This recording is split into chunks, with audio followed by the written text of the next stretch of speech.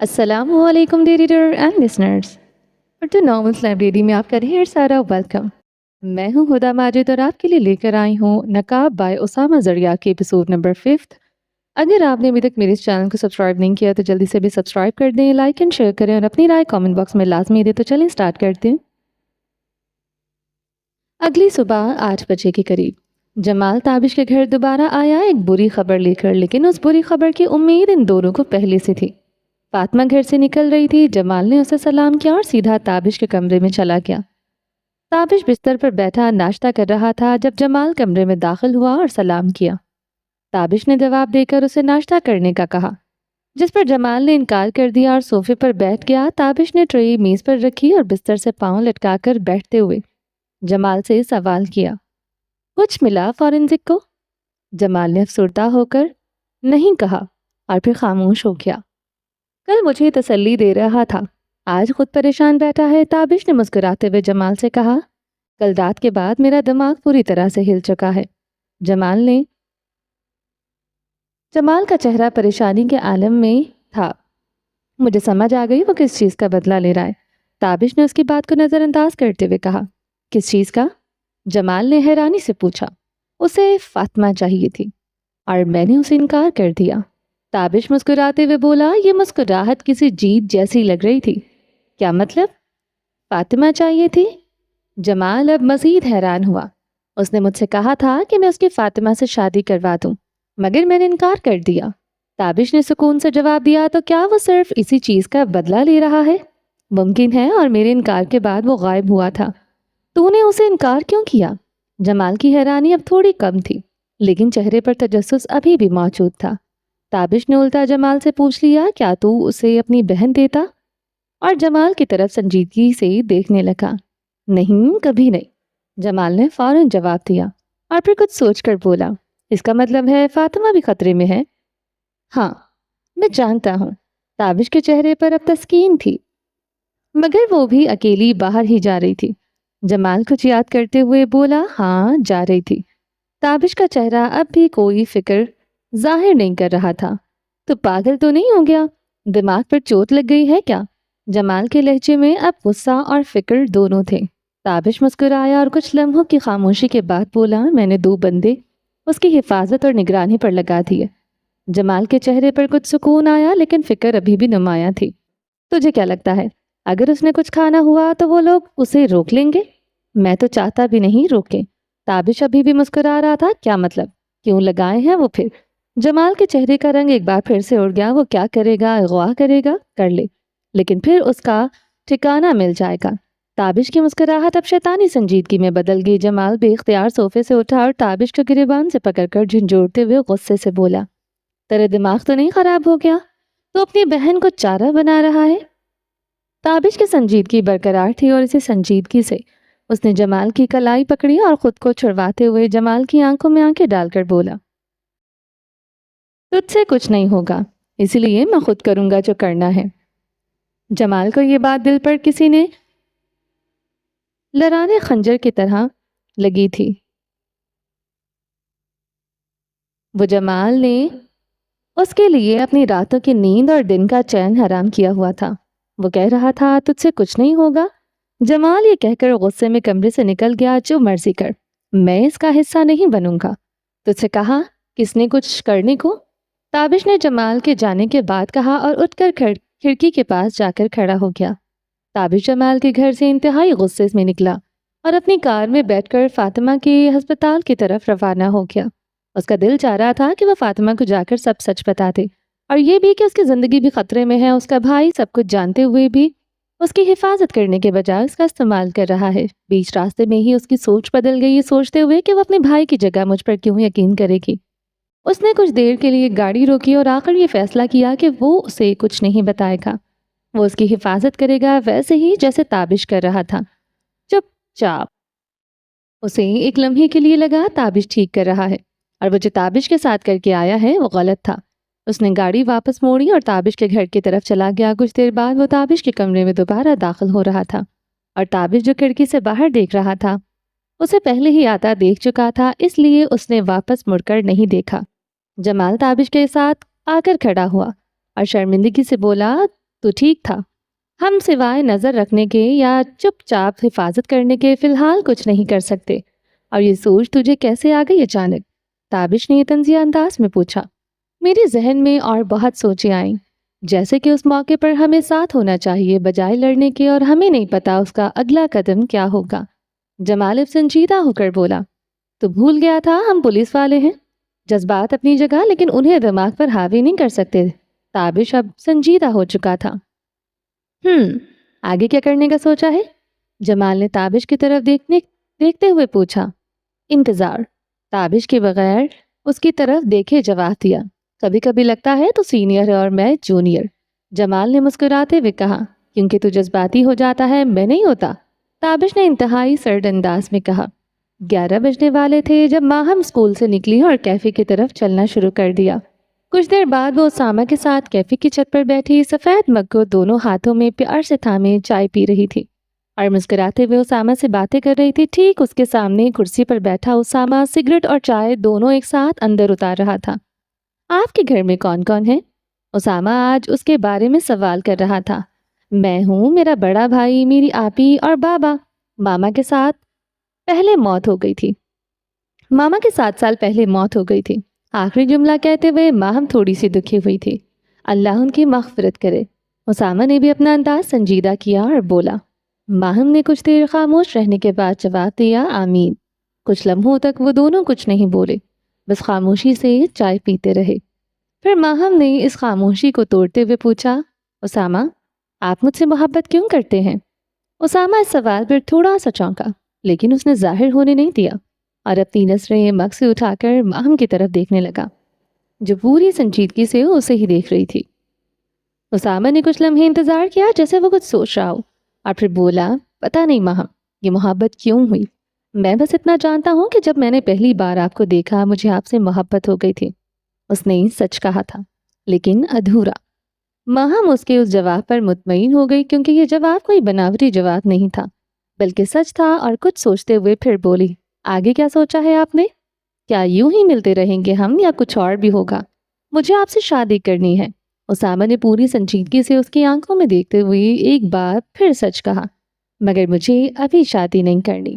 ماہم نے تھوڑا سا دکھی ہوتے ہوئے کہا، میں انتظار کر لوں گا۔ اسامہ نے فوراً جواب دیا۔ اسامہ کیا میں آپ پر بھروسہ کر سکتی ہوں؟ ماہم آج صرف سوال پوچھ رہی تھی۔ جب تک میں زندہ ہوں تب تک تو کر سکتی ہیں، اسامہ نے سگریٹ کا کش لے کر جواب دیا۔ اسامہ میرے گھر والے اگر نہ مانے تو؟ ماہم نے ایک اور سوال پوچھا۔ میں آپ کو حاصل کرنے کے لیے کسی بھی حد تک جاؤں گا، کہتے ہوئے اس نے اسامہ کی حد سے زیادہ سنجیدگی اور ماہم کی یہ کہتے ہوئے اسامہ کی آنکھوں میں حد سے زیادہ سنجیدگی تھی، اور ماہم اس کی آنکھیں دیکھ کر ڈر گئی، لیکن اگلے لمحے اس نے خود کو سنبھال لیا۔ نہیں اسامہ، آپ کچھ مت کریں، بس انتظار کریں۔ میرے گھر کچھ کام ادھورے ہیں، انہیں پورا کرنے کے لیے بعد میں واپس آپ کے پاس آؤں گی، لیکن تب تک آپ پلیز مجھ سے دور رہیں اور مجھ پر بھروسہ رکھیں جیسے میں آپ پر رکھ رہی ہوں۔ وہ روحانسی سی ہو کر بولی، اور اس کے پہلے کہ اسامہ کچھ کہتا وہ پھر سے بولی، اور مجھ سے کچھ پوچھیے گا مت، میں ایک دن آپ کو سب بتا دوں گی، پھر آپ چاہیں تو مجھے اپنا لیں یا چھوڑ دیں۔ اس نے بات مکمل کی اور خاموش ہو گئی۔ اسامہ جسے اندازہ تھا کہ کچھ ایسا ضرور ہے جس سے وہ ابھی انجان ہے، لیکن ماہم کی اس بات نے اسے مزید الجھا دیا تھا۔ وہ پھر بھی پرسکون ظاہر کر رہا تھا خود کو۔ وہ جانتا تھا اس لڑکی پر اگر اس نے کوئی چال چلی یا زبردستی کچھ پوچھنے کی کوشش کی تو وہ نہ چاہتے ہوئے بھی اس کا نقصان کر بیٹھے گا۔ اس لیے اسامہ نے صرف خاموشی چنی اور ظاہر کروایا کہ اس نے قسمت پر بھروسہ کر کے انتظار کا فیصلہ لیا ہے۔ ٹھیک ہے ماہم، جیسا آپ کہیں میں انتظار کروں گا۔ شکریہ اسامہ مجھے سمجھنے کے لیے۔ یہ بول کر وہ اٹھی اور بغیر آنسو چھپائے اسامہ کے پاس سے گزر کر سیڑھیوں کی طرف بڑھ گئی۔ اس نے سیڑھیاں اترتے ہوئے اپنے آنسو بھی پونچھ لیے اور چہرے پر مسکراہٹ بھی لے آئی۔ وہ ہال سے ہوتے ہوئے کیفے کی طرف باہر نکلی اور اپنے آنسوؤں کو قابو کرتے ہوئے اسکول کی طرف چل پڑی۔ وہ رونا چاہ رہی تھی، لیکن وہ فی الحال اپنے کمرے میں نہیں تھی اور ابھی رات ہونے میں کافی وقت تھا۔ اسامہ چھت کے کنارے پر کھڑا اسے جاتے ہوئے دیکھ رہا تھا۔ اس نے آج ایک بار بھی مڑ کر پیچھے نہیں دیکھا، بس وہ چلتی رہی اور اسامہ کی نظروں سے اوجھل ہو گئی۔ اسامہ اس کے جانے کے بعد بھی کافی دیر تک وہاں کھڑا کچھ سوچتا رہا۔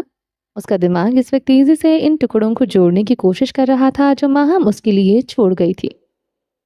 ایک ٹوٹی ہوئی لڑکی جو سارا دن معصومیت کا نقاب پہنتی اور رات میں روتی ہے، محبت چاہتی ہے لیکن مانگتی نہیں، گھر والوں سے کوئی خاص لگاؤ نہیں اور اپنے بھائی کے زخمی ہونے پر خوش ہوتی ہے، اور اب کچھ ادھورا ہے اس کی زندگی میں جسے مکمل کیے بغیر وہ محبت کرنے سے ڈر رہی ہے، یا وہ محبت کو بچانے کی کوشش کر رہی ہے، کچھ ایسا جو صرف وہ جانتی تھی، اور اب وہ اسامہ کو بھی بتا گئی تھی انجانے میں۔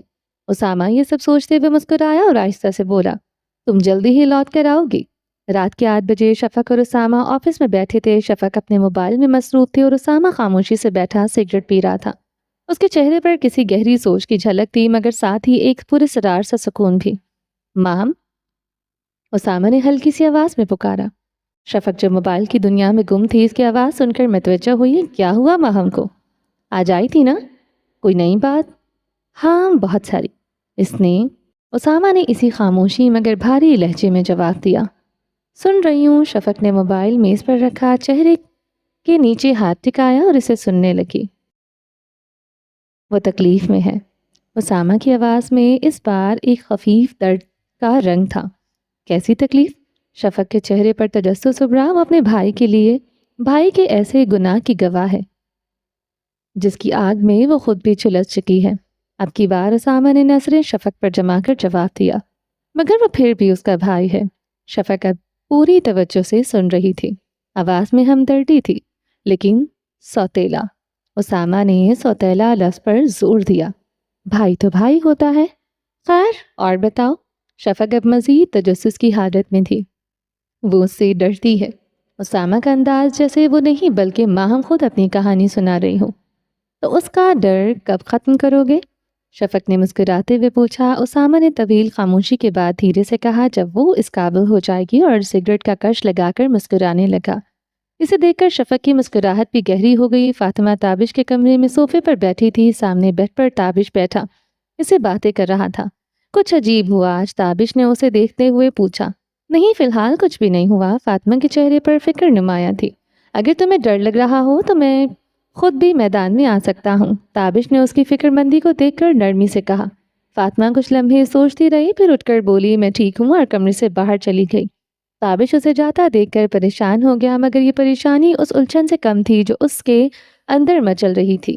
وہ اندر سے پوری طرح بکھر چکا تھا۔ اس کا دل ذرا سی آہٹ پر کانپ جاتا تھا، دھڑکنیں تیز ہو جاتی تھی۔ اسے اندر ہی اندر فاطمہ کی فکر بھی کھائے جا رہی تھی، مگر وہ فی الحال دل کی نہیں دماغ کی سن رہا تھا۔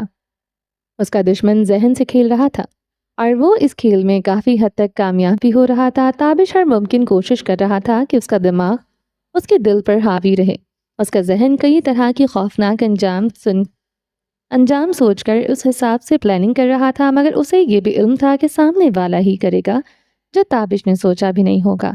یہ سب سوچتے ہوئے اس کا ذہن ماضی کی کچھ یادوں میں چلا گیا، جہاں تابش، جمال اور زرماد ایک ساتھ ہوا کرتے تھے، جہاں دو قانون کی حفاظت کا دعویٰ کرتے تھے اور تیسرا اسی قانون کی دھجیاں اڑاتا تھا۔ انہوں نے وہ تمام جرائم کیے جن میں زماد نے انہیں دھکیلا، اور پھر ایک محافظ کی طرح زماد کی حفاظت بھی کی۔ یہ دو ایماندار پولیس والے تو تھے نہیں جو جس دلدل میں زمانے نے انہیں ڈالا، اس سے نکالنے کے بجائے مزید ڈوبنے میں لطف محسوس کر رہے تھے۔ تابش کا ذہن پہلے ہی شیطانی تھا، زماد صرف اسے ان شیطانی کاموں کا راہ دکھاتا تھا۔ انہوں نے نہ جانے کتنے قتل اور قاتل چھپائے، انہیں چھپانے کے لیے مزید قتل کیے یا کروائے۔ یہ سب جرائم جن کا ماسٹر مائنڈ زماد ہوتا تھا اور ہاتھ تابش کے گندے ہوتے تھے۔ اب وہی ماسٹر مائنڈ تابش کے خلاف کھڑا ہو گیا تھا، اس کا ڈراؤنا خواب بن کر۔ جب سے تابش پر حملہ ہوا تھا وہ سکون سے سو نہ پایا تھا۔ ایک ہی حملے نے اس کا سکون چھین لیا تھا، اور آج کی رات بھی وہ انہی سوچوں میں اور ہر آہٹ سے ڈر کر گزارنے والا تھا۔ ماہم اپنے کمرے میں تکیا سینے سے لگائے آنسو بہا رہی تھی۔ وہ 2 راتیں سکون سے سوئی تھی، اور تیسری رات پھر آنسو لے آئی تھی۔ زندگی میں اسامہ دوسرا شخص تھا جس کی محبت اسے اپنے لیے خالص لگی تھی، مگر وہ اسے بھی ایک بار پھر خود سے دور کر آئی تھی، اور اس بار اس کا فیصلہ حتمی تھا۔ وہ اسامہ کے پاس تب تک واپس نہیں جائے گی جب تک تابش فاطمہ اور اپنے بابا کو ختم نہ کر دے یا کوئی اور آ کر انہیں اس کے لیے ختم نہ کر دے۔ ماہم کے دل میں ایک امید جاگی تھی جب اسے لگا تھا کہ تابش مر چکا ہے، اور جب تک اسے پتا چلا کہ وہ زندہ ہے تب تک وہ فاطمہ اور اپنے بابا کو مارنے کا پورا منصوبہ تیار کر چکی تھی، مگر اب تابش زندہ تھا اور تابش کے زندہ رہتے باقی دونوں کو مارنے کا خطرہ وہ مول نہیں لے سکتی تھی۔ وہ جانتی تھی اگر تابش کو ذرا سا بھی شک ہو گیا تو وہ اس کی زندگی کو جہنم بنا دے گا، اور اپنے بھائی کی بے رحمی سے اچھی طرح واقف تھی، لیکن وہ اتنی مضبوط نہیں تھی کہ اس کی بے رحمی سے ٹکرا سکے۔ وہ نہیں چاہتی تھی کہ اسامہ بھی اس کی بے رحمی کی زد میں آ جائے، اسی لیے بہت سوچ سمجھ کر اسامہ کی حفاظت کرتے ہوئے اس سے دوری اختیار کی۔ پہلے اسے کوئی جلدی نہیں تھی، لیکن اب وہ چاہتی تھی کہ ان تینوں کا خاتمہ کرے اور ہمیشہ کے لیے اسامہ کے پاس چلی جائے۔ اسے یقین بھی تھا کہ اسامہ اسے شادی کر لے گا، مگر وہ ڈر بھی رہی تھی کہیں سب کچھ ہو جانے کے بعد جب وہ اسے سچ بتائے تو وہ اس سے منہ نہ موڑ لے۔ وہ نہ جانے کیوں اس شخص پر اتنا بھروسہ کرنے لگی تھی جس سے اس کی چند ہی ملاقاتیں ہوئی تھیں، لیکن اس کے اپنوں کے نقاب اترنے کے بعد اس کے پاس کوئی اور تھا بھی نہیں جس پر وہ بھروسہ کرتی۔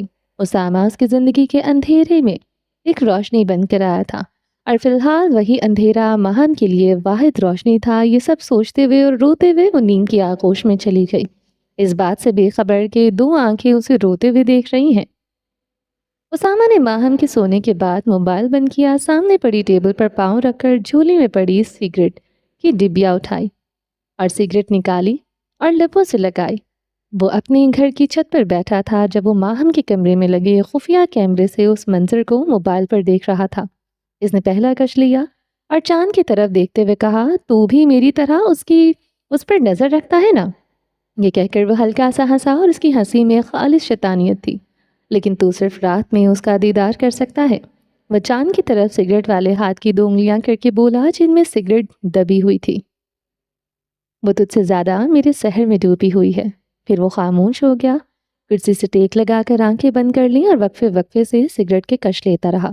اس کا دماغ اس وقت بھی اتنی ہی رفتار سے دوڑ رہا تھا، شاید دن سے بھی زیادہ۔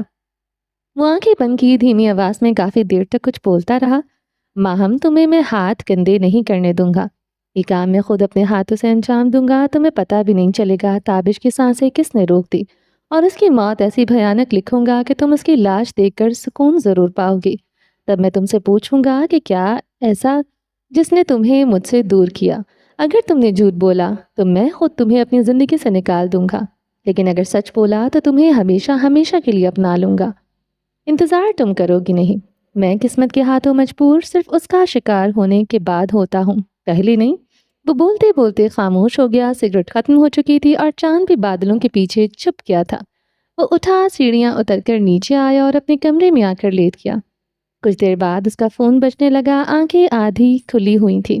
اس نے فون اٹھایا، اسکرین پر شفق کا نام جگمگا رہا تھا، چہرے پر ایک ہلکی سی پریشانی ابھری مگر اگلے لمحے ہی غائب ہو گئی۔ اس نے کال ریسیو کی، آنکھیں مکمل بند کی اور فون کان سے لگایا۔ السلام علیکم شفق، سب خیریت ہے؟ اسامہ نے دھیرے سے پوچھا۔ دوسری طرف سے شفق کی روندی ہوئی آواز آئی، اسامہ کے چہرے پر ذرا برابر بھی تبدیلی نہ آئی، نہ ہی اس نے آنکھیں کھولی۔ بولو شفق۔ پھر وہ کافی دیر تک فون کان سے لگائے صرف سنتا رہا تھا، کچھ بھی نہ بولا۔ چہرے پر گہری سنجیدگی چھائی رہی، کبھی کبھار بس ایک کہہ کر اس نے اپنی موجودگی کا احساس دلایا، مگر الفاظ خاموش رہے۔ 20 منٹ بعد اس نے آنکھیں کھولی اور گہرے لہجے میں بولا، ماہم کی فکر مت کرو، جب میں زندہ ہوں، ہاں اپنی فکر تم نے کیوں کرنی، ہنسب ہے نا؟ یہ بات اس نے ہلکا سا مسکرا کر شوخی سے کہی۔ اس کے بعد اسامہ نے جتنی دیر شفق سے باتیں کی سب ہنستے یا مسکراتے ہوئے کی، ایسی ہنسی جو شفق کو بھی سنائی دے۔ پھر اس نے اللہ حافظ کہا، کال کاٹی، آنکھیں بند کی اور فون سائٹ پر رکھا۔ ماہم کو اسامہ سے جدا ہوئے 1 ہفتہ گزر چکا تھا، اب وہی پرانی ماہم بن چکی تھی وہ، لیکن اپنے دکھوں میں ایک اور دکھ کا اضافہ کر چکی تھی، وہ دکھ جو اسامہ کو جدائی کا دکھ دے کر پیدا ہوا تھا۔ چاہے وہ خود سے جتنا بھی جھوٹ بول لیتی، لیکن حقیقت یہی تھی کہ وہ خود بھی اس دوری کی آگ میں جل رہی تھی۔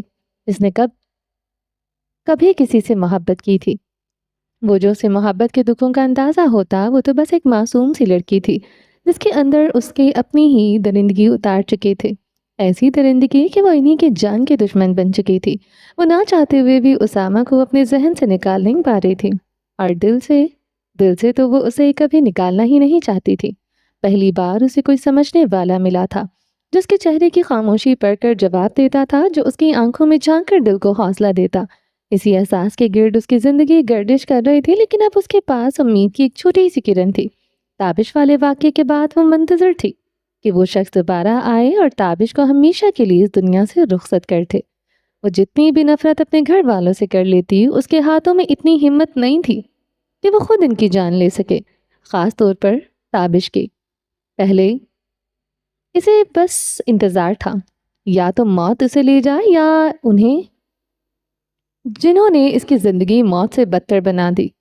اس کی دعائیں بس ان دو موتوں کے گرد گردش کرتی تھیں۔ پھر ایک شخص اس کی دعاؤں کا حصہ بن گیا، اور ماہم نے اب اس کی زندگی کے لیے اس کے ساتھ زندگی گزارنے کی دعائیں مانگنا شروع کر دی تھی۔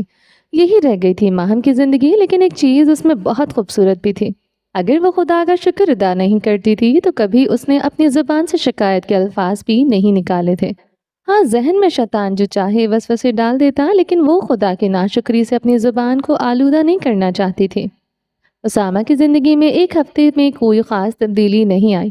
وہ اب بھی روز 10 بجے کیفے کی چھت پر جا کر ماہم کا انتظار کرتا، اور یہ انتظار اس سے 2 سگریٹ پلواتا۔ کچھ دیر بعد دانیال آتا، 2 مگ چائے رکھ کر چلا جاتا، ایک سفید اور دوسرا سیاہ، لیکن وہ دونوں مگ ہمیشہ خالی واپس جاتے۔ وہ ماہم کے حصے کی چائے بھی خود پیتا، اور اپنی چائے تو وہ کبھی بھولتا ہی نہیں تھا۔ وہ 1 گھنٹہ وہاں ان لمحوں کو جیتا جو اس نے ماہم کے ساتھ اس چھت پر گزارے تھے، اپنی زندگی کے خوبصورت ترین لمحات۔ اسامہ صرف ماہم سے محبت نہیں کرتا تھا، بلکہ اس کی محبت کو پوری طرح سے جیتا تھا۔ ان گزری راتوں میں کوئی ایسی رات نہیں گزری تھی جس میں اس نے ماہم کو اپنے کمرے میں سوتی ہوئی حالت میں کم از کم 3 گھنٹے نہ دیکھا ہو۔ اس کی حفاظت بھی کر رہا تھا، لیکن چپکے سے اس کی زندگی پر نظر بھی رکھ رہا تھا۔ اسے یہ معلوم تھا کہ گناہ ہے، لیکن وہ کرتا تھا اور پھر معافی مانگتا۔ آئندہ نہیں کروں گا، مگر اگلی رات وہ پھر بہک جاتا اور ماہم کو دیکھنے لگتا۔ جب وہ اسے روتے ہوئے دیکھتا تو اس کے آنسو بھی بے اختیار نکل آتے۔ اس کا دل چاہتا کہ ابھی جائے، اسے اس قید سے آزاد کر دے، لیکن وہ جتنا دل کی سنتا اس سے کہیں زیادہ دماغ کی مانتا تھا۔ اسے پتا تھا کہ ایک غلط کام اس کی اور اس کے اپنوں کی زندگی کو جہنم بنا سکتا ہے۔ شفق اور دانیال اس کی زندگی کے وہ خوبصورت حصے تھے جو اسے مکمل واقف نہیں تھے، لیکن مکمل آشنا بھی نہیں تھے۔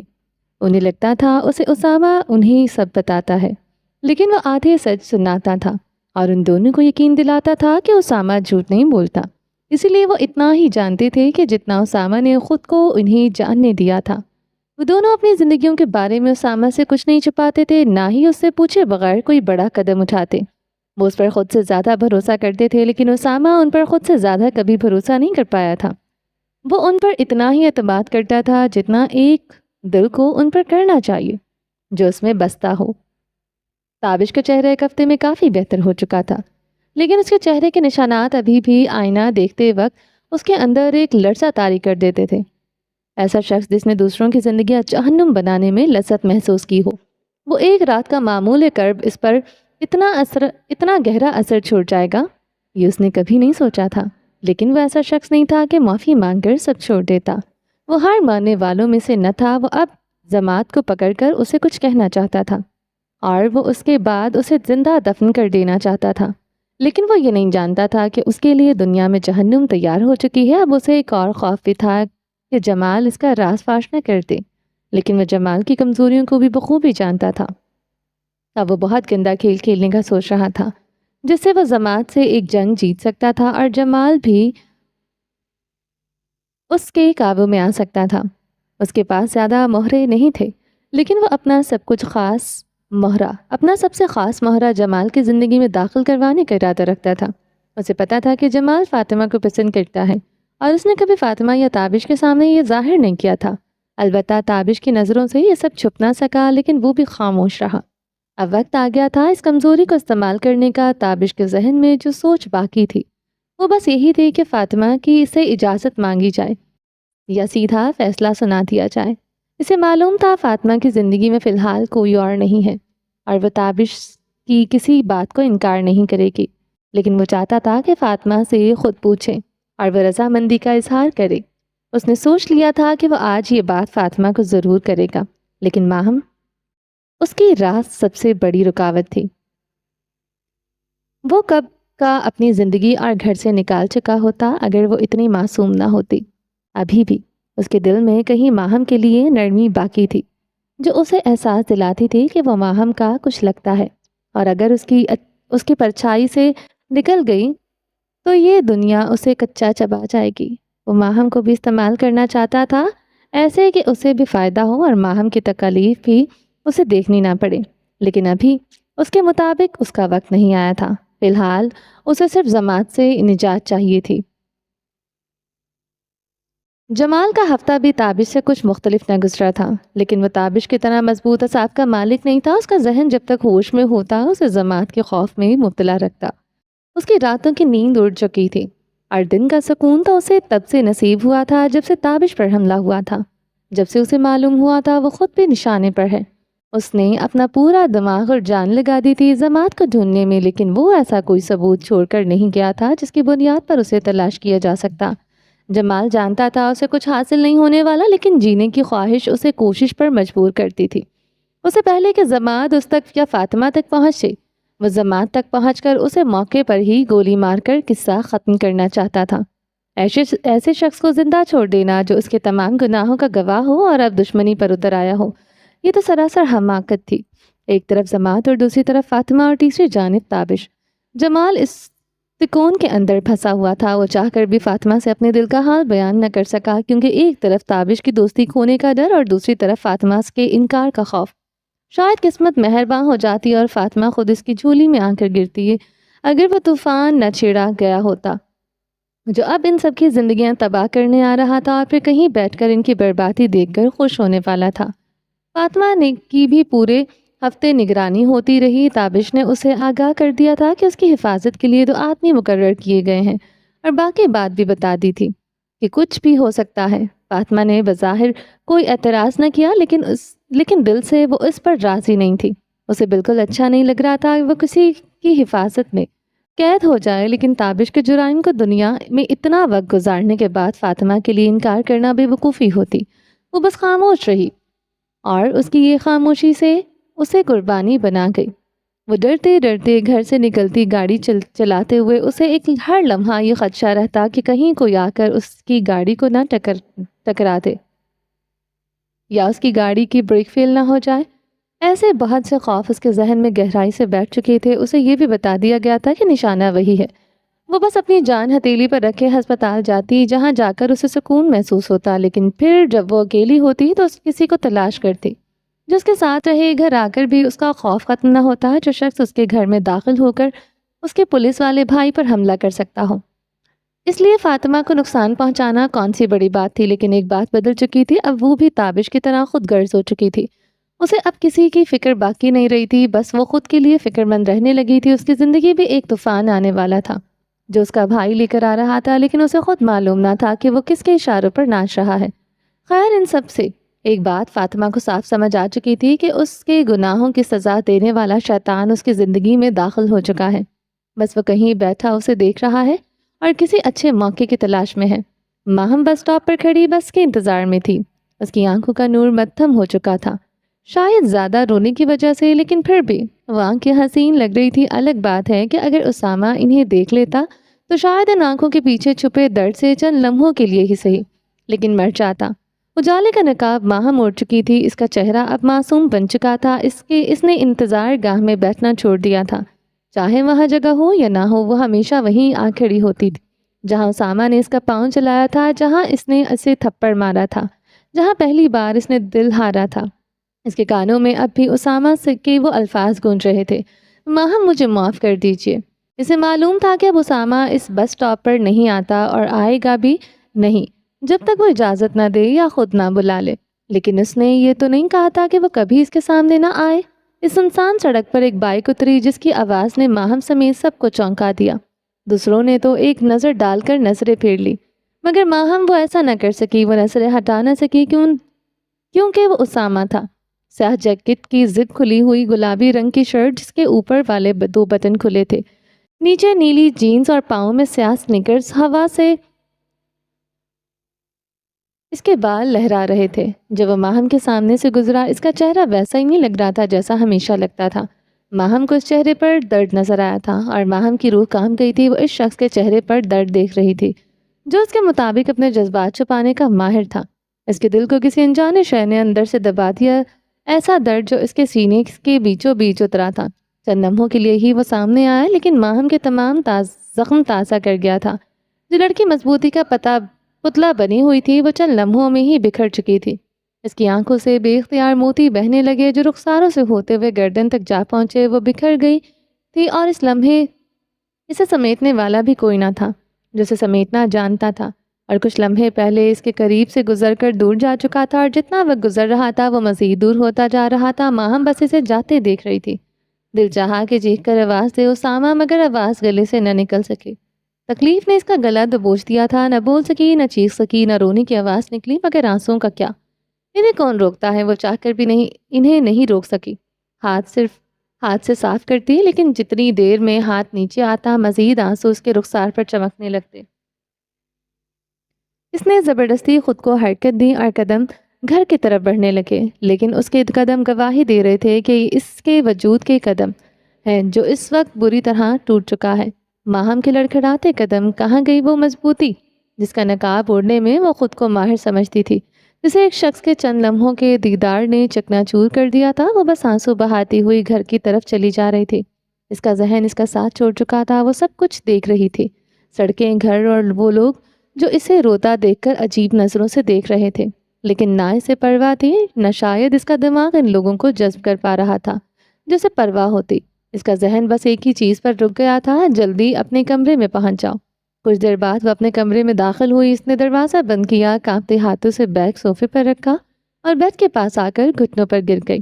یقیناً گھٹنوں کو درد ہوا ہوگا، لیکن جو درد اس کے اندر پھیلا ہوا تھا اس نے کسی اور تکلیف کا احساس ہی نہ ہونے دیا۔ اس نے بازو بیڈ پر رکھے اور پیار سے سر ان پر رکھ کر اچانک پھوٹ پڑی۔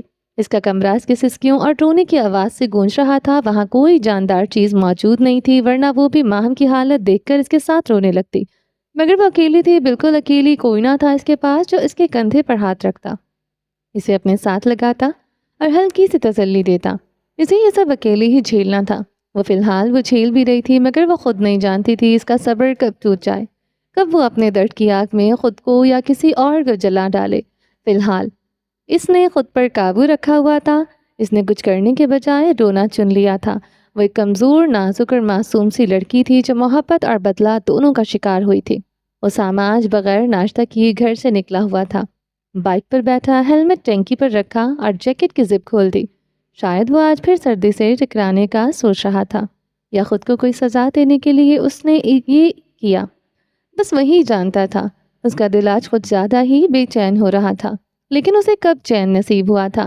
جب سے اس نے زندگی کو گزارنا چھوڑا تھا۔ شاید جینے کی کوشش ہی اس کے دل کا سکون چھین چکی تھی۔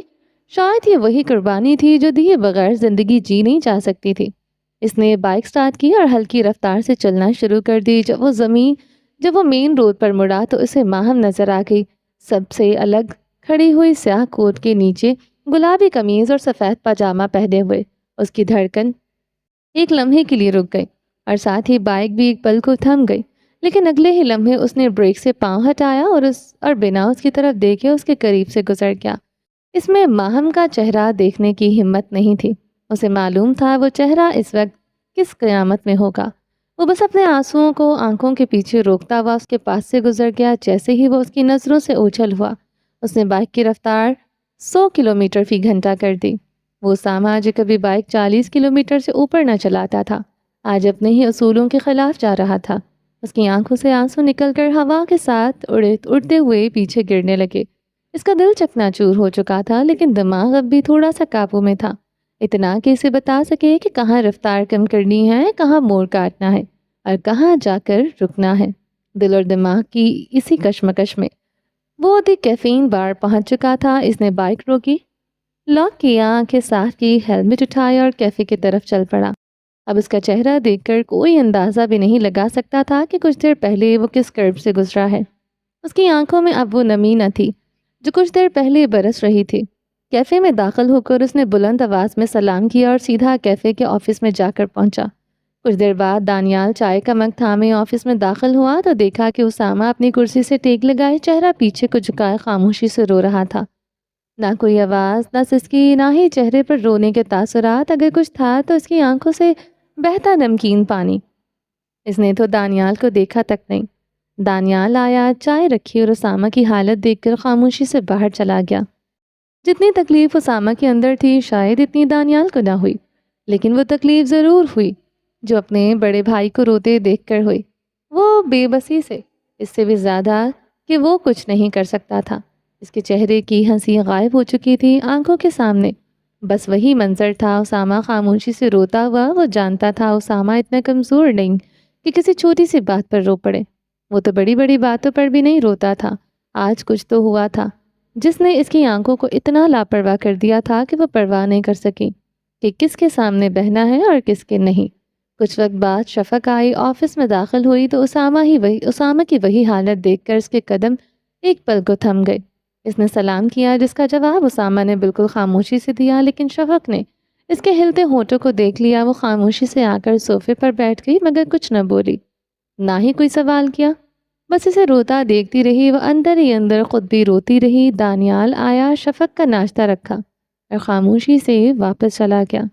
شفق نے بھی چپ چاپ ناشتہ کیا، لیکن وہ پوچھ نہ سکی کہ وہ کیوں رو رہا ہے۔ دونوں جانتے تھے وہ کوئی جواب نہیں دے گا، نہ ہی اسے تسلی کی ضرورت تھی۔ وہ بس اپنا درد اپنے جسم سے آنکھوں کے ذریعے نکال رہا تھا تاکہ خود کو اس کے لیے تیار کر سکے جو اس کے آنسوؤں کی وجہ بنی۔ شفق نے ناشتہ مکمل کیا، چپ چاپ اٹھی، دروازے کی طرف بڑھی۔ دروازے سے نکلتے ہوئے صرف اتنا کہا، اللہ حافظ اسامہ، اور باہر نکل گئی۔ وہ جانتی تھی اس نے جواب ضرور دیا ہوگا، وہ اچھی طرح جانتی تھی اسے۔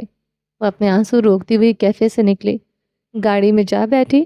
اس نے گاڑی سٹارٹ کی، اسٹیئرنگ پر بازو رکھے اور سر ان پر رکھ دیا، پھر خود کو روک نہ سکی اور رونے لگی۔ اور وہ اسے روتا ہوا نہیں دیکھ سکتی تھی، لیکن آج اس نے اسامہ کو روتے ہوئے دیکھا تھا۔ اس کے رونے سے زیادہ اس کی خاموشی شفق کو توڑ گئی تھی، لیکن وہ فی الحال کچھ بھی نہیں کر سکتی تھی، بلکہ کوئی بھی نہیں کر سکتا تھا۔ اسامہ کے درد کا علاج صرف اسامہ کے پاس تھا اور اس نے فی الحال خاموشی چن رکھی تھی۔ کچھ دیر رونے کے بعد اس نے ٹیشو باکس سے ٹیشو نکال کر آنکھیں صاف کی اور ہسپتال کی طرف نکل گئی۔ اسامہ کی چائے اس کے سامنے پڑی ٹھنڈی ہو چکی تھی، اسے سگریٹ پینے کی ہوش بھی نہ تھی تو چائے کہاں یاد رہتی۔ تقریباً 12 بجے وہ اسی حالت میں بیٹھا بس اپنی آنکھوں کو سزا دے رہا تھا۔ کچھ وقت بعد دانیال آیا، ہلکا سا دروازہ کھول کر اسے دیکھتا اور واپس چلا جاتا، لیکن اسامہ نے ایک بار بھی اس کی طرف دھیان نہ دیا۔ اسی حالت میں اس نے سامنے میز پر پڑی سگریٹ کی ڈبیا اٹھائی، ایک سگریٹ نکالی، ہونٹوں کے بیچ رکھی اور سلگا لی۔ جیسے ہی پہلا کش لیا اس نے آنکھیں بند کر لی۔ اس کے آنسو رک گئے تھے، شاید واپس چلے گئے تھے، اور اس کے چہرے نے ایک ہی لمحے میں اذیت سے مسکراہٹ تک کا سفر طے کر لیا تھا۔ تابش آج جلدی گھر آ گیا تھا اور سیدھا اپنے کمرے میں چلا گیا۔ وہ پوری طرح سے فیصلہ کر چکا تھا کہ آج فاطمہ سے ضرور پوچھے گا۔ جمال اور اس کی شادی کے بارے میں اسے کوئی بے چینی نہیں تھی، وہ بس فاطمہ سے پوچھ کر اگلا قدم اٹھانا چاہتا تھا، اس سے پہلے کہ ضماد کوئی ایسا قدم اٹھا لے جو ان کے وہم و گمان میں بھی نہ ہو۔ اس نے موبائل نکالا اور ایک مخصوص نمبر پر کال ملائی، پوچھا، فاطمہ ابھی تک اسپتال نکلی ہے یا نہیں؟ ابھی تک نہیں نکلی۔ یہ کال تابش نے ان دو میں سے ایک کو ملائی تھی جنہیں اس نے ایک ہفتہ پہلے فاطمہ کی نگرانی پر مامور کیا تھا۔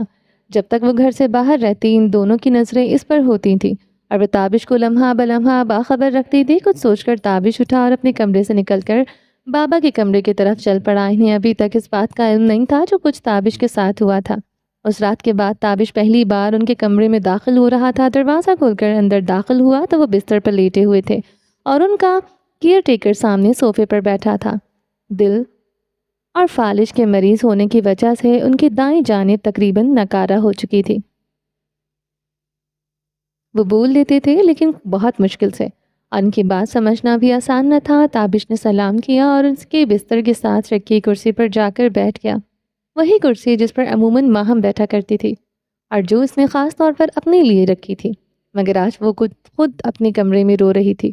اسے یہاں آنا نہیں تھا۔ تابش نے ان کی طبیعت پوچھی اور اس سے پہلے کہ وہ کوئی سوال کرتے تابش نے خود ہی بتا دیا تھا کہ اس کا ایکسیڈنٹ ہوا تھا۔ انہوں نے کپکپاتی ہوئی آواز میں پوچھا، آپ ٹھیک ہے؟ ٹھیک ہوں، تابش نے مختصر جواب دیا اور پھر وہ بات چھیڑ دی جو کہنے وہ آیا تھا۔ اس نے بتایا کہ وہ فاطمہ کی شادی جمال سے کروانے کا سوچ رہا ہے۔ جمال کو تابش کے بابا پہلے سے ہی جانتے تھے اور وہ خود بھی چاہتے تھے کہ اپنی ختم ہوتی زندگی میں وہ فاطمہ کو خوش دیکھ لیں۔ انہوں نے رضامندی ظاہر کی اور کچھ دیر باتیں کرنے کے بعد تابش کمرے سے باہر نکل آیا۔ اس نے ماہم کے کمرے کی طرف جانے کا سوچا لیکن پھر پلٹ کر اپنے کمرے کی طرف واپس چل دیا، یہ سوچ کر کہ وہ ابھی اسکول سے آئی ہی نہ ہوگی۔ جمال کی گاڑی اس وقت فاطمہ کی اسپتال کے باہر کھڑی تھی۔ اس کی نظر ان دو افراد پر تھی جو فاطمہ کی نگرانی پر مامور تھے۔ وہ فاطمہ کا منتظر بھی تھا اور تابش کی بے وقوفی اور لاپرواہی پر اندر ہی اندر غصے میں چل رہا تھا۔ وہ سوچ رہا تھا کیسے دو بے وقوف لگائے ہیں تابش نے فاطمہ کی نگرانی پر جو میری نظروں سے نہ بچ سکے، اور بھلا زمانے جیسے آدمی کی نگاہ کیسے بچ سکتے ہیں۔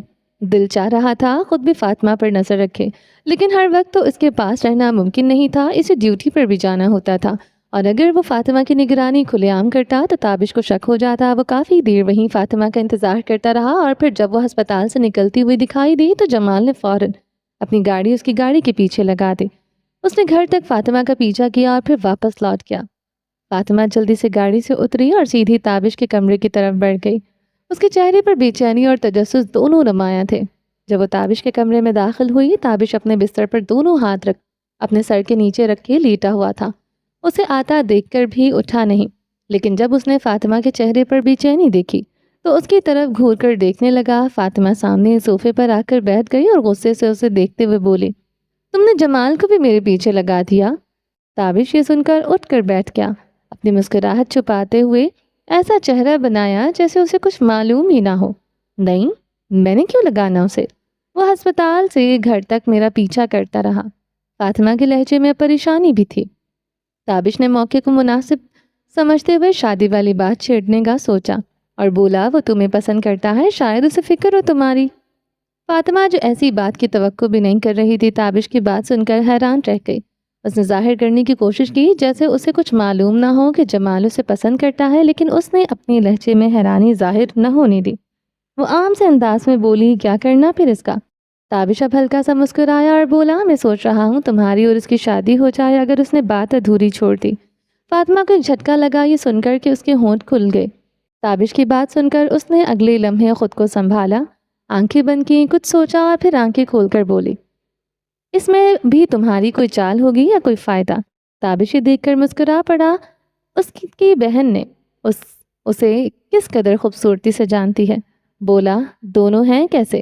فاطمہ نے اب سنجیدگی سے اسے دیکھتے ہوئے پوچھا، تمہاری اور جمال کی شادی کی خبر جماعت کے لیے ایک جھٹکا ہوگی۔ وہ جلد بازی میں کوئی نہ کوئی بے وقوفی ضرور کرے گا، اور یہ فائدہ یہ ہوگا کہ جمال پھر گھر میں تمہاری قابو میں ہوگا اور باہر میری قابو میں۔ ہمارے گناہوں سے پردہ اٹھانا اس کے لیے ناممکن ہو جائے گا۔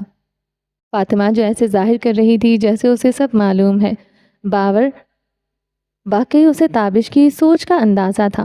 اس کی آنکھوں میں دیکھتے ہوئے بولی، تم پھر مجھے قربان کر رہے ہو نا اپنی انا کے لیے؟ میرے پاس اور کوئی راستہ نہیں ہے، اگر ہوتا تو میں کبھی ایسا نہ کرتا۔ تابش نے بے بسی والا چہرہ بناتے ہوئے جواب دیا۔ فاطمہ اب خود کو مکمل طور پر سنبھال چکی تھی، اپنی مسکراہٹ چھپاتے ہوئے بولی، مجھے منظور ہے۔ تابش اب بھی بے بسی کا چہرہ بنائے ہوئے بولا، شکریہ فاطمہ، کوئی بات نہیں، مجھے پتا ہے تم کم از کم میرا برا نہیں چاہ سکتی۔ فاطمہ صوفے سے اٹھتے ہوئے یہ بات کہہ کر تابش کے کمرے سے باہر چلی گئی۔ اب تابش سوچ رہا تھا کہ اس کی اس بات کو دھمکی سمجھے یا رضامندی۔ وہ الجھ گیا تھا کیونکہ اس نے بات تو عام سے انداز میں کی تھی، لیکن اس کے الفاظ عام نہیں تھے، ان میں دھمکی بھی چھپی ہو سکتی تھی، کیونکہ وہ بھی تابش کے کچھ گناہوں کی صرف گواہ نہیں بلکہ ان میں ملوث بھی تھی۔ اسامہ عصر کی نماز پڑھ کر کیفے میں داخل ہوا، مسکراتا ہوا سیدھا دانیال کے پاس گیا اور بولا، 3 کپ چائے لے کر، آج شفق آ رہی ہے۔ دانیال جو اسے آتا دیکھ چکا تھا، اس کے چہرے پر بھی مسکراہٹ آ گئی۔ اس کی بات سن کر دانیال نے بھی مسکراتے ہوئے جواب دیا، ٹھیک ہے بھائی، میں آیا، اور وہ کچن کی طرف چل دیا۔ اسامہ اس کی مسکراہٹ پر ہنس دیا اور آفس میں چلا گیا۔ کچھ دیر بعد شفق دفتر میں داخل ہوئی، چہرے پر سنجیدگی اور اداسی تھی، لیکن جیسے ہی اس نے اسامہ کو مسکراتا ہوا اپنی طرف دیکھتے ہوئے پایا، اس کا چہرہ بھی کھل اٹھا اور اس کی اداسی کی جگہ خوشی نے لے لی اور اب وہ اصل شفق کے روپ میں آ چکی تھی۔ صرف ایک مسکراہٹ دیکھنے سے اس نے اپنا بیگ کندھے سے اتارا اور میز پر رکھ کر صوفے پر بیٹھ گئی۔ طبیعت کیسی ہے تمہاری؟ بیٹھتے ہی اس نے اسامہ کی طرف دیکھتے ہوئے پوچھا۔ ٹھیک ہوں میں، تم بتاؤ کیسا رہا دن؟ اسامہ نے اس کی بات کا جواب دیا اور سوال بھی پوچھ لیا۔ شفق کچھ سوچتے ہوئے مسکرا کر بولی، بس اچھا ہی تھا۔ آج جلدی کیسے آ گئی تم؟ اسامہ نے مسکراتے ہوئے پھر پوچھا۔ بس آج جان چھوٹ گئی تھی، جلدی۔ شفق نے لمبی سانس لیتے ہوئے صوفے سے ٹیک لگاتے ہوئے کہا، چلو تمہاری تھکن اتارنے کے لیے چائے آ رہی ہے۔ اسامہ نے بھی کرسی سے ٹیک لگاتے ہوئے اس کے چہرے پر تھکن محسوس کر کے کہا۔ اسی وقت دانیال ہاتھ میں ٹرے لیے دفتر میں داخل ہوا اور ٹرے میز پر رکھ کر شفق کے ساتھ صوفے پر بیٹھ گیا۔ اسامہ اپنی کرسی سے اٹھا، اپنا سیاہ مگ اٹھا کر واپس آ کر کرسی پر بیٹھ گیا۔ دانیال جو شفق کی موجودگی سے مضبوط ہو جاتا، اس نے اسامہ سے آخر پوچھ ہی لیا، بھائی صبح کیا ہوا تھا؟ تسی مجنوں بنے بیٹھے تھے؟ شفق دانیال کی اس بات پر ہلکا سا مسکرا تھی اور اسامہ کو دیکھنے لگی جو اب جواب کے انتظار میں تھا۔ اسامہ اپنی کرسی پر بیٹھا ہوا ہاتھ میں چائے کا مگ پکڑے دانیال کو ہلکے سے گھورتے ہوئے بولا، زبان واپس آ گئی تیری؟ دانیال اس کی بات پر ہنس پڑا اور بولا، بھائی میری زبان آپ کے موڈ پر چلتی ہے، میرا موڈ تو ابھی بھی خراب ہے۔ اسامہ اب سنجیدہ ہو کر اسے دیکھ کر بولا، اچھا پھر ماہم آپی نظر آ گئی تھی کیا؟ دانیال نے اسے چھیڑتے ہوئے کہا اور پاس بیٹھی شفق دانیال کی اس بات پر ہنس دی۔ اسامہ بھی ماہم والی بات پر اور ان دونوں کو ہنستے دیکھ کر ہلکا سا مسکرا دیا تھا۔ سچ میں دیکھا تھا؟ شفق نے ہنسی کے بعد سنجیدگی سے اسامہ کی طرف دیکھتے ہوئے پوچھا۔ اسامہ نے شفق کے سوال پر سامنے پڑی سگریٹ کی ڈبی سے ایک سگریٹ نکالی، سلگائی، پہلا کش لیا اور بولا، ہاں بس اسٹاپ پر کھڑی تھی اور دکھی تھی بہت۔ اور تم نے اس کے دکھ کی سزا خود کو دی؟ شفق نے چائے کا مگ اٹھاتے ہوئے اس کی بات کا جواب دیا، محبت صرف اسے تو نہیں، مجھے بھی ہے، جس کرب سے وہ گزرتی ہے اس میں میرا بھی چلنا بنتا ہے۔ اسامہ نے اب دفتر کی چھت کی طرف دیکھتے ہوئے کہا، کتنا وقت باقی ہے ابھی؟ شفق کی سنجیدگی اب اور گہری ہو گئی تھی، بس کھیل شروع ہونے والا ہے۔ اسامہ کی آنکھیں چھت سے ہٹا کر شفق کی آنکھوں میں اسے بھی زیادہ سنجیدگی سے دیکھتے ہوئے جواب دیا، جسے دیکھ کر شفق اور دانیال دونوں کے جسم میں ایک بار پھر کرنٹ گزرا اور اگلے لمحے ان تینوں کے چہروں پر مسکراہٹ ہی تھی۔ ماہم بستر کے ساتھ لگی روتی روتی ہی سو گئی۔ اس کی آنکھ مغرب کے وقت کھلی تھی جبکہ دوپہر 12 بجے سے سو رہی تھی۔ کچھ دیر وہ یوں ہی بستر کے کنارے بیٹھی رہی اور سوچتی رہی کہ آج کیا کچھ ہوا۔ آج وہ دن میں اتنا زیادہ روئی تھی اور یہ عرصے بعد ہوا تھا، شاید 1 سال بعد۔ وہ جو کبھی اس کی سب سے بڑی طاقت تھی، وہی اب اس کی سب سے بڑی کمزوری بن چکی تھی۔ اس کی محض ایک جھلک نے ماہم کی ساری طاقت کو چکنا چور کر دیا تھا۔ بستر پر ہاتھ رکھ کر اس نے اٹھنے کی کوشش کی، پھر آہستہ سے اٹھ کر واپس بستر پر بیٹھ گئی۔ کچھ دیر یوں ہی بیٹھی رہی جیسے تھکن سے لدی ہو، پھر اس نے اپنے بال سمیٹے اور واش روم کی طرف بڑھ گئی۔ کچھ دیر بعد جب باہر نکلی تو اس کا چہرہ اور کچھ بال ابھی تک نم تھے۔ ہینگر سے تولیہ نکال کر لاپرواہی سے چہرہ صاف کیا اور صوفے پر پھینک دیا، آئینے کے سامنے آ کر کھڑی ہو گئی اور کچھ دیر خود کو دیکھتی رہی۔ چند لمحوں میں اس کے چہرے کا دکھ غائب ہو چکا تھا اور اس کی جگہ اس کی آنکھوں کی سنجیدگی اور چہرے پر ایک نرم سی مسکراہٹ نے لے لی تھی۔ البتہ اس کی آنکھوں کو اگر کوئی غور سے دیکھتا تو آج کے دن کی کہانی پڑھ لیتا، مگر اس کی آنکھوں کو غور سے دیکھنے والا ابھی یہاں موجود نہیں تھا، اور جو تھے انہیں پرواہ نہیں تھی۔ بال دوبارہ سمیٹتے بستر کی جانب پلٹی اور وہاں رکھا ہوا فون اٹھایا۔ فون پر اسکول کی جانب سے کئی کالز لگی ہوئی تھیں۔ اس نے فون سائلنٹ سے ہٹایا، ایک میسج کیا کہ طبیعت ٹھیک نہیں، اور فون دوبارہ بے دلی سے بستر پر پھینک دیا۔ پھر کمرے سے باہر نکل آئی۔ وہ صبح کی بھوکی تھی اور اب اسے بھوک شدت سے محسوس ہو رہی تھی۔ سیدھی کچن کی طرف گئی اور چائے بنانے رکھ دی۔ چائے بناتے ہوئے اس نے سیڑھیوں سے فاطمہ کو اترتے دیکھا، جو اسے دیکھ کر سیدھی کچن میں اس کے پاس چلی آئی۔ کچھ لمحے دونوں خاموشی سے ایک دوسرے کو دیکھتی رہیں، پھر فاطمہ بولی، کیا مجھے بھی چائے مل سکتی ہے؟ ماہم ایک لمحے کے لیے چونکی، مگر ظاہر نہ ہونے دیا، مسکراتے ہوئے جواب دیا، کیوں نہیں آپی؟ فاطمہ کے چہرے پر بھی ہلکی سی مسکراہٹ آ گئی۔ ٹھیک ہے، میرے کمرے میں پہنچا دینا کہہ کر وہ دوبارہ سیڑھیاں چڑھ گئی۔ اوکے آپی، ماہم نے بھی مسکرا کر کہا، مگر اسے دیکھ کر دل میں گالیاں دینے لگی جو صرف اس کا دماغ ہی سن سکتا تھا۔ دل کا بوجھ ہلکا کرنے کے لیے اس نے آنکھیں بند کی، گہری سانس لی اور دوبارہ چائے کی طرف متوجہ ہو گئی۔ چائے بنا کر ایک ٹرے میں کپ رکھا اور سیڑھیاں چڑھنے لگی۔ فاطمہ کو چائے دے کر واپس آئی، اپنا مگ بھرا اور کمرے کی طرف چل دی۔ کمرے کا دروازہ بند کیا، کھڑکی کے پاس جا کر بیٹھ گئی۔ سفید رنگ کا مگ دونوں ہاتھوں سے تھام کر رکھا اور وہ باہر دیکھتے ہوئے چائے پینے لگی۔ یہ سفید مگ اسے کسی کی یاد دلا رہا تھا، لیکن اس بار اس کی آنکھوں میں کوئی آنسو نہ آئے، بس چہرے پر ایک مسکراہٹ ابھری جو اس کی بناوٹی مسکراہٹ سے قدرے مختلف تھی۔ اس میں محبت کی جھلک تھی اور یہ محبت اس کے چہرے پر اترنے لگی تھی۔ یہ سفید مگ اسے وہ لمحے یاد دلا رہا تھا جن کی خوشبوؤں سے اس کا چہرہ کھل اٹھتا تھا۔ اگلی صبح فاطمہ ہسپتال کے لیے گھر سے نکلی۔ گاڑی چلاتے ہوئے اس نے جمال کو کال کی، فون سپیکر پر لگا کر ڈیش بورڈ پر رکھ دیا۔ 3 بیلوں کے بعد کال اٹھا لی گئی۔ السلام علیکم۔ ہاں جی فاطمہ۔ وعلیکم السلام جمال صاحب، سب خیریت ہے فاطمہ؟ جی سب خیریت ہے، مجھے آپ سے ملاقات کرنی ہے۔ چند لمحوں کی خاموشی کے بعد جمال کی آواز دوبارہ سنائی دی، کہاں؟ میرے ہسپتال آ جائیے گا۔ کب آؤں؟ 11 بجے۔ اوکے فاطمہ، پہنچ کر آپ کو کال کروں گا۔ ٹھیک ہے جمال صاحب، شکریہ، اللہ حافظ۔ کال بند کرتے ہی فاطمہ نے تابش کو بھی کال کی اور اطلاع دی کہ جمال آ رہا ہے، پھر موبائل دوبارہ ڈیش بورڈ پر رکھ کر گاڑی چلانے لگی۔ جمال 10:30 بجے تھانے سے نکلا، ہسپتال کی طرف روانہ ہوا اور آدھے گھنٹے بعد ہسپتال کے باہر پہنچ چکا تھا۔ فاطمہ نے اسے کینٹین آنے کو کہا اور خود بھی وہاں پہنچ گئی۔ کیا کوئی خاص بات کر دی ہے آپ نے فاطمہ؟ جمال نے اس کی آنکھوں میں جھانکتے ہوئے پوچھا۔ جی۔ فاطمہ ایک لمحے کے لیے چپ ہوئی۔ جمال بھی خاموش رہا، جیسے اس کی بات سننے کا منتظر ہو، پھر اس کی خاموشی سے تنگ آ کر خود ہی بول پڑا، بولیں میں سن رہا ہوں۔ کچھ توقف کے بعد فاطمہ بولی، آپ کل میرا پیچھا کیوں کر رہے تھے؟ یہ سوال اس نے جمال کی آنکھوں میں آنکھیں ڈال کر پوچھا تھا اور جمال جو خود کو ماہر تعقب سمجھتا تھا، لمحے بھر میں بوکھلا گیا۔ اس کے چہرے سے صاف ظاہر تھا کہ یہ سوال اسے بری طرح چونکا گیا ہے۔ کیا جواب دے؟ جھوٹ نہیں بول سکتا اور سچ وہ تو دل میں چھپتا تھا۔ پھر اس نے نظریں جھکا کر آہستہ سے کہا، مجھے آپ کی فکر تھی فاطمہ۔ کیوں؟ فاطمہ کا لہجہ سرد تھا۔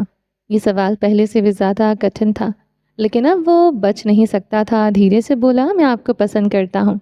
میں جانتی ہوں مگر کسی کا پیچھا کرنا غلط بات ہے۔ فاطمہ کی بات سن کر جمال کا چہرہ شرمندگی سے جھک گیا۔ آئندہ نہیں کروں گا، معذرت خواہ ہوں۔ تھینک یو، آپ کو کیسے پتہ چلا؟ کیا؟ پیچھا کرنا یا پسند کرنا؟ پسند کرنا نظر آ جاتا ہے بس۔ تو آپ کیا چاہتے ہیں؟ جمال نے دھڑکتے دل سے پوچھا۔ میں کچھ نہیں چاہتی جمال صاحب، آپ اگر کچھ چاہتے ہوں تو صرف دیکھنے سے کچھ نہیں ہوتا، رشتہ بھیجے، یہی سب سے زیادہ مناسب ہوگا۔ پھر لمحے بعد بولی، اگر ایسا نہیں کر سکتے تو بس خاموشی سے پسند کرتے رہیں، لیکن میرا پیچھا دوبارہ نہ کیجیے گا۔ ٹھیک ہے، میں نہیں کروں گا، لیکن تابش آپ کا دوست ہے، اسے راضی کرنا آپ کا کام ہے۔ اوکے، میں کر لوں گا۔ تب تک ان کی چائے آ چکی تھی جو فاطمہ نے آتے ہی منگوائی تھی۔ وہ دونوں نے کچھ دیر باتیں کی اور پھر جمال اجازت لے کر چلا گیا۔ فاطمہ اسے جاتا دیکھتی رہی، پھر جب یقین ہو گیا کہ وہ جا چکا ہے، اس نے موبائل نکالا، تابش کو ایک میسج بھیجا اور بل ادا کر کے واپس ہسپتال کی طرف روانہ ہو گئی۔ آج اسامہ کیفے نہیں آیا تھا، لیکن وہ گھر پر بھی موجود نہیں تھا۔ پورا دن اس نے شفق کے ساتھ ہسپتال میں گزارا، پھر جمعہ پڑھ کر وہاں سے نکلا اور سیدھا اپنے اصل گھر روانہ ہو گیا۔ باقی دن اس نے دانیال اور اپنی ماں کے ساتھ گزارا۔